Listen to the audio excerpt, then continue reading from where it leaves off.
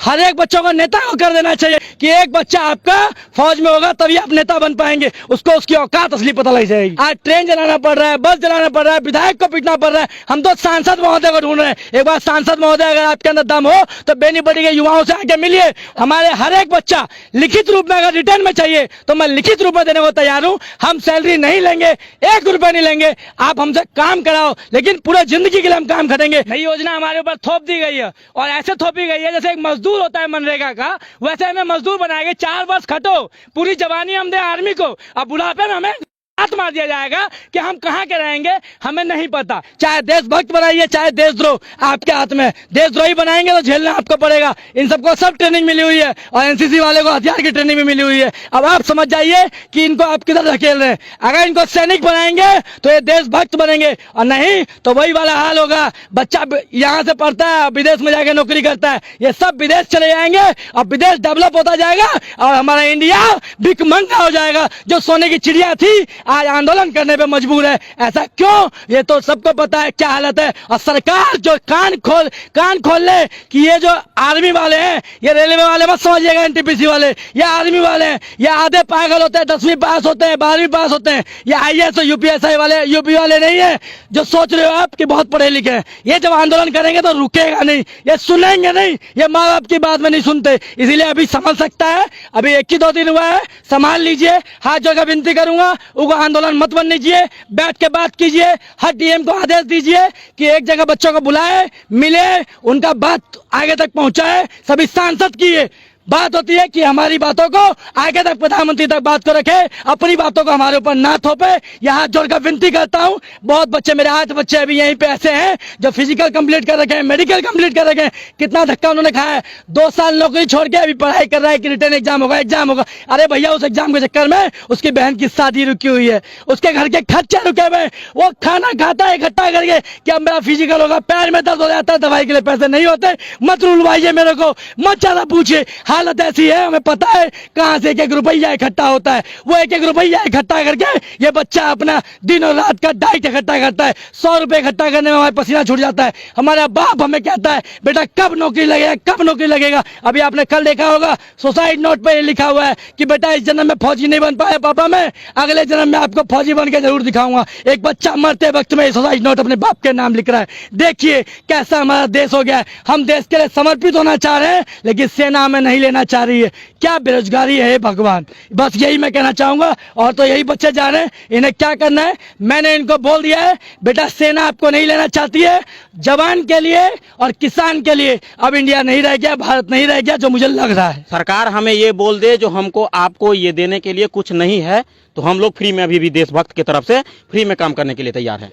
केंद्र सरकार की अग्निपथ योजना के बाद बिहार ही नहीं पूरे भारतवर्ष में इसका विरोध प्रदर्शन हो रहा है और जो सेना की तैयारी में जुटे हुए थे युवा वो लगातार आंदोलन कर रहे हैं। और बिहार में तो कई जगह पर ट्रेन में आग लगाई गई है, सड़क जाम की गई है। और बेनीपट्टी में केवाईसी कमल युवा क्लब सेना की तैयारी कराती है बच्चों से। हम उन्हीं से जानेंगे कि आखिर विवाद का मुख्य कारण क्या है और वो इस अग्निपथ योजना को किस नजरिए से देख रहे हैं। केंद्र सरकार की जो अभी अग्निपथ योजना आ रही है उसमें विवाद का मूल कारण क्या देखते हैं? अभी जो विवाद हो रहा है इसका सिर्फ और सिर्फ मूल कारण मैंने ये देखा है, हमें योजना से कोई दिक्कत नहीं है, योजना लाई गई है। अभी हमारा देश आर्थिक तंगी से निकला ही है कोविड को लेके। अभी हम खुद परेशान थे। 2 साल से जो बच्चे फिजिकल तोड़ के, मेडिकल तोड़ के बैठे हैं, उनके लिए सोचा नहीं गई है। नई योजना हमारे ऊपर थोप दी गई है और ऐसे थोपी गई है जैसे एक मजदूर होता है मनरेगा का, वैसे हमें मजदूर बनाएंगे। 4 वर्ष खटो, पूरी जवानी हम दे आर्मी को, अब बुढ़ापे में लात मार दिया जाएगा कि हम कहां के रहेंगे हमें नहीं पता। 4 साल में आप खटवाओगे, उसके बाद हम कहां जाएंगे हमें नहीं पता। सेना के टाइम में, किसान के टाइम में पैसा देश का खत्म हो गया, लेकिन नेताओं के समय में पैसा उनके पास है। उनको पेंशन देने के लिए पैसा है, उनको सैलरी देने के लिए पैसा है, उनके बॉडीगार्ड के लिए पैसा है। हम उनके गुलामी करेंगे, ऐसे खटेंगे, लेकिन उनके पास हमारे लिए पैसा नहीं है। हम जाएंगे टेम्पू में, हम जाएंगे हर जगह धक्का खाएंगे उनके लिए, लेकिन हमारे लिए कोई पैसा नहीं है। तभी भी हम बोलते हैं हमें पैसा नहीं चाहिए, हम भिखमंगे नहीं है। हमें खटवा के तो देखो, हम पैसे के लिए सेना में नहीं जा रहे हैं। सुबह 3:30 बजे मेरे बच्चे दौड़ने आते हैं और 7 बजे जाते हैं, पूरे शरीर मार भात खा के आते हैं। उन्हें खाने के लिए देखेंगे, खाने के लाले पड़ रहे हैं, किराया नहीं है उनके पास जाने के लिए, वो ये बच्चे। और वो आज जो एनसीसी कर रखे 3 साल 4 साल एनसीसी में लग जाता है बच्चों को, उसके बाद तैयारी करते हैं 3 4 साल 5 साल जो तैयारी कर रहा है वो बच्चा, उसकी हालत क्या होगी। अब वो उग्र हो गया है। उग्र क्यों हुआ है? उसका कारण सिर्फ और सिर्फ ये है आर्थिक तंगी। वो आर्थिक तंगी से खुद परेशान है। सरकार और उसके माइंड को हैंग कर लिया। आपने देखा होगा कल कितने बच्चों की मौत हो गई, कोई फांसी का शिकार हो गया। आज उग्र आंदोलन हर जगह चल रहा है पूरे देश के अंदर। क्यों सड़क पर उन बच्चों को उतरना पड़ रहा है जो देश के लिए समर्पित थे, एक आवाज पर खड़े होते थे देश के लिए। आज उनको आंदोलन करना पड़ रहा है, किसानों को आंदोलन करना पड़ रहा है। क्या हो गया हमारे देश को? हमारा देश का इतना भिखमंगा हो गया कि नेताओं के लिए पैसा है, हमारे लिए पैसा नहीं है उसके पास। आप लगातार सेना के युवाओं को सेना की तैयारी करने के लिए प्रोत्साहित करते हैं और बल्कि उसके लिए फिजिकली ट्रेनिंग भी देते हैं। आप अब पर्सनली तौर पर इस योजना को किस तरह से देखते हैं? चूंकि केंद्र सरकार ने यह भी कई स्टेट यह भी आश्वासन दिया है कि 4 साल होने के बाद उन्हें कुछ न कुछ विकल्प दिया जाएगा। ये विकल्प के तौर पे मैं कह रहा हूं अपना युवा जिंदगी खराब नहीं कर सकता। उन्हें ये क्लियर करना चाहिए कि 4 साल अगर आप ये कर लेंगे, उसका पैरामिलिट्री में आपको इतना % छूट मिलेगी। जैसे एनसीसी में क्लियर होता है कि आपका रिटर्न माफ है, तो हमें पता है कि फिजिकल क्लियर करना है, रिटर्न माफ है। एनसीसी क्या, वो बच्चा मेरे पास है हर जगह। मैं कह रहा हूँ 12% बच्चे ऐसे हैं जो एनसीसी कैडेट्स हैं, जिन्होंने पूरी उम्र गवा दी है। जब जिसकी उम्र ही खत्म हो गई, वो आने वाले समय क्या करेगा? और सरकार तो अपना इलेक्शन को लेके नए नए रास्ता बनाती रहती है। अभी चुनाव आने वाले हैं, इनका फायदा उठाएगी, बोल रही है 10 लाख रोजगार देंगे। इनको बेवकूफ बनाने का काम कर रही है, इसलिए परेशान होकर फांसी लगाने के लिए मजबूर है, ट्रेन चलाने को मजबूर है। ये ऐसे बच्चे हैं जो देश के लिए समर्पित थे। सुबह 4 बजे उठते थे और देश के लिए जो बोल रहे थे भारत माता की जय, रोज सुबह ये बच्चे जयकारा लगाते हैं। लेकिन इनके दिमाग में डाल दिया है नहीं नेतागिरी, नेता हमारे देश को चला रहा है। और वो नेता जिसे कुछ नहीं पता देश के बारे में, अनपढ़ होगा तो नेता बन सकते हो, लेकिन हम 10वीं पास है, हम 12वीं पास है, हम ग्रेजुएट है, तो हम गधे हैं, हम बेवकूफ है क्या? हम सुबह 4 बजे उठते हैं, हमारे माँ बाप कहते हैं, रोज सेकते हैं, जब हमारे पैर फूल जाता है, हमारे पास दवाई लेने के लिए पैसे नहीं होते। हमारी औकात नहीं है कि हम सरकार के ऊपर केस कर सके, इसलिए उसका फायदा सरकार हमारे लिए उठा रही है। ये मैं देख रहा हूँ, ये हमारे साथ बहुत गलत हो रहा है। किसान गरीब है तो उसके ऊपर सरकार ने थोप दिया अपना आंदोलन। यहाँ हम गरीब हैं तो हमारे लिए कोई आवाज उठाने वाला नहीं है। और कोई ऐसी बात है, जिस सांसद को हम चुनते हैं 5 साल के लिए क्यों चुनते हैं भाई? 1 साल के लिए चुनो ना। अगर वो काम करेगा तो ठीक है, नहीं तो उसके लात मार के भगाएंगे, तब उसको उसकी औकात पता लगेगी। 2-2 करोड़ 5-5 करोड़ कहां से आता है चुनाव में?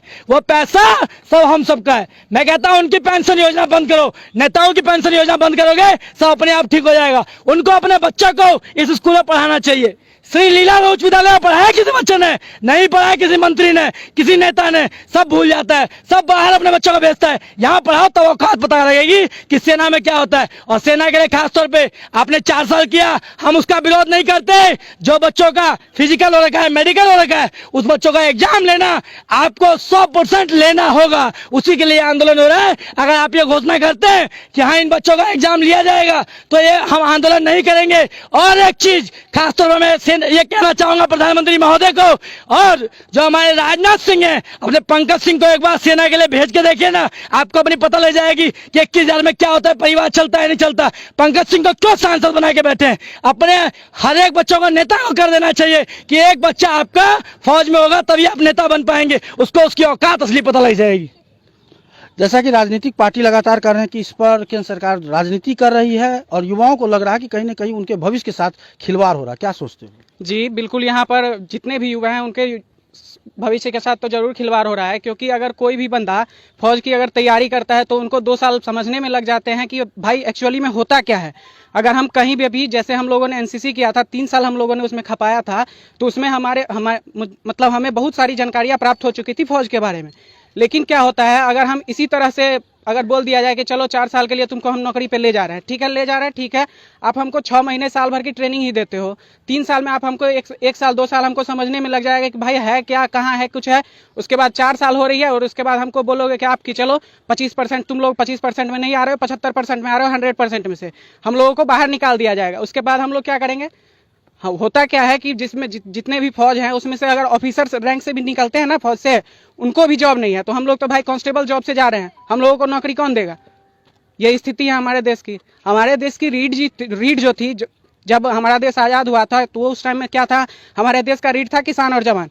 तो अभी के डेट में हो गया है किसान, जवान और बिजनेसमैन। तो हमारे देश में अभी बिजनेसमैन की स्थिति तो बहुत अच्छी है, लेकिन यहाँ पर जवान और किसान तरफ तरफ कर मर रहे हैं। अभी कुछ दिन पहले आप लोगों ने देखा होगा कि किसान आंदोलन हुआ था। क्यों हुआ था? किसान को परेशानी हुई थी, आपने कुछ ऐसा लागू किया था जिसके कारण उनको परेशानी हुई थी, इसलिए वो लोग आए थे सड़क पे। जब सड़क पे आए थे तो आपने क्या किया था, उनकी जो मांगे थी उनको पूरा किया था। उसके बाद आपने क्या किया, रेलवे वाले का जो एग्जाम हुआ था ग्रुप डी का, उसमें आपने क्या किया, दो टाइप कर दिया, CBT 1 और CBT 2। फिर वो जब लोग आए रोड पे, सड़क पे, तब आप लोगों ने फिर उनकी भी मांगे रखी, तब आप 2 बार हार चुके हैं। फिर आपने क्या किया, जब इन सब से आपको फायदा नहीं हुआ तो आप लोग क्या किए, आ गए हैं अब फौज वाले बंदे पे कि भाई ये लोग तो कुछ करेंगे नहीं, इन लोगों को कैरेक्टर बचाना है। तो ये लोग क्या कर रहे हैं, अपना जो हो रहा है, जितना हो रहा है समझ में आ रहा है उतना कर रहे हैं। अगर इस तरह की स्थिति रही हमारे देश में तो देश हमारा बर्बाद हो चुकेगा। लगातार जिस तरह से युवा हिंसक हो रहे हैं और आंदोलन कर रहे हैं, क्या लग रहा है कि इससे केंद्र सरकार पर कहीं ना कहीं दबाव बनेगा? जी बिल्कुल बनेगा। जैसे कि 3 साल 4 साल तैयारी करने में लग जाता है और 3:30 बजे से तैयारी करता है और 4 साल का जॉब देगा उसको, तो 4 साल के बाद कहीं का नहीं रहेगा वो बच्चा। जैसे इतना दिन से मेहनत कर रहा है, बहुत लड़का NCC किया है, 3 साल NCC में बिताया है, उसको नहीं हो पाएगा। रोजगार के नाम पर कहीं ना कहीं लोगों को ठगा जा रहा है, युवाओं को ठगा जा रहा है कि 10 लाख नौकरी देंगे, लेकिन 4 साल के कॉन्ट्रैक्ट पर। जी सर, यदि रोजगार का बात उठे ना तो ये हम लोग 4 साल से मेहनत कर रहे हैं, और यदि रोजगार का बात उठे तो हम लोग वहां से भी जॉब कर सकते थे और ये 4 साल में कुछ न कुछ अर्जित कर सकते थे जो हम बिजनेस कर सके, मगर नहीं, देशभक्ति की रूप से जाता है। सरकार हमें ये बोल दे जो हमको आपको ये देने के लिए कुछ नहीं है, तो हम लोग फ्री में अभी भी देशभक्त की तरफ से फ्री में काम करने के लिए तैयार हैं। मगर सरकार कह दे जो हमको लिए देशभक्त के लिए कुछ नहीं है, मतलब जवान के लिए कुछ नहीं है, बस। आप पंकज लगातार इन बच्चों के साथ रहते हैं, ये 4 साल का जो स्कीम है अमूमन जो है लागू किया जाता है अब तक जो है पूरी लाइफ तक, लेकिन ये 4 साल का स्कीम आपके समझ से क्या है? 4 साल का स्कीम जो बनाया गया है सिर्फ इसलिए बनाया गया, मैंने एक एजेंडा बनाया गया है पॉलिटिक्स का, अपना राजनीति चमकाने का, क्योंकि 5 साल में सरकारें चेंज हो जाती है। 4 साल का स्कीम बनाएंगे, ज्यादा से ज्यादा रोजगार देंगे, लोगों को दिखाएंगे हमने रोजगार दिया है, लेकिन ये अधूरा रोजगार है, कोई रोजगार नहीं है। जो जवानी होती है असली, हमारे परिवार के गार्जियन बोलते हैं बेटा जवानी जब तक है, आपका शरीर जब तक खड़ा है, जब तक आपको लोग इज्जत कर रहे हैं, आपको पूछ रहे हैं, वही जवानी हमारा लेने का काम कर रही है हमारी देश की जो सरकार है, मौजूदा सरकार, और श्रीमान हमारे रक्षा मंत्री जी जो हैं अभी, वो हमें यूज करने का काम कर रहे हैं। उसके बाद कहेंगे हम गए और तुम गए, वो वाली स्थिति है। ये स्कीम किसी काम की नहीं है। अगर आपको लागू भी करना है तो मेरे बच्चे ने कहा है कि आपके पास पैसा नहीं है, हमारे पास जिगरा है, हम देश के लिए समर्पित हैं, क्योंकि आपकी नौकरी नहीं कट रहे, हम देश के लिए समर्पित, अपनी माँ के लिए समर्पित हैं। हमारे हर एक बच्चा लिखित रूप में अगर रिटर्न में चाहिए तो मैं लिखित रूप में देने को तैयार हूँ। हम सैलरी नहीं लेंगे, 1 रुपया नहीं लेंगे, आप हमसे काम कराओ, लेकिन पूरे जिंदगी के लिए हम काम करेंगे। 15 साल 17 साल की जो नौकरी थी वो 15-17 साल की ही होनी चाहिए। अगर कटौती करनी है तो चुनाव में कीजिए, नेताओं में कीजिए, लेकिन कोई नेता किसी भी पार्टी का, बोल रहा हूं चाहे वो किसी भी पार्टी का हो, हर एक पार्टी के लिए हमारे लिए आवाज उठा के नहीं आ रहा। अभी तक हमारा सांसद एक बार हमारे पास नहीं आया, एक भी विधायक नहीं आया। क्यों नहीं आया? क्योंकि हमारी कोई उसके नजर में वैल्यू नहीं है, हम कुत्ते हो चुके हैं, उनके नजर में हमारी कोई वैल्यू नहीं है। बिजनेसमैन को पूछा जाता है कौन बिजनेसमैन है, उसके यहाँ उनके साथ बैठा जाता है, उनके साथ फोटोग्राफी होती है। हम क्या गधे हैं क्या? सुबह 3 बजे उठते हैं, 7 बजे हम सब उनके आस में, उनको हमारे माता पिता क्यों वोट देते हैं कि हमारे लिए वो रक्षा करेंगे, लेकिन रक्षा का दूत वो नहीं है हमारे। आज हम समझ चुके हैं, आज ट्रेन चलाना पड़ रहा है, बस चलाना पड़ रहा है, विधायक को पीटना पड़ रहा है। हम तो सांसद महोदय को ढूंढ रहे हैं। एक बार सांसद महोदय अगर आपके अंदर दम हो तो बेनीपट्टी के युवाओं से आके मिलिए और सवाल जवाब कीजिए। बहुत बड़े नेता हैं, आपके पिताजी भी सांसद यहाँ के रह चुके हैं, कितना डेवलपमेंट किया है आपने। आज हमारे लिए आपने ऐसी कौन सी रोजगार यहाँ पर छोड़ा है? हम आर्मी में सिर्फ और सिर्फ इसलिए जा रहे हैं कि देश के समर्पित है। मेरे बच्चे ने अभी कहा आपको कि पैसा कमाने के लिए शरीर इतना बड़ा है, चाहे तो इतना कमा सकते हैं जितना आप नहीं कमा सकते हो, जितना आप खर्च नहीं कर सकते। न्यौछावर होने के लिए लालायित हैं, लेकिन उन्हें केंद्र सरकार की जो वर्तमान स्कीम है वो उन्हें पसंद नहीं है। और आज अभी हम बात कर रहे थे कमल युवा क्लब के तहत जो भी युवा सेना के लिए तैयारी करते हैं, जो आक्रोशित हैं और केंद्र सरकार से पुनः विचार करने की मांग कर रहे हैं। कन्हैया मिश्र, बेनीपट्टी, BNN न्यूज।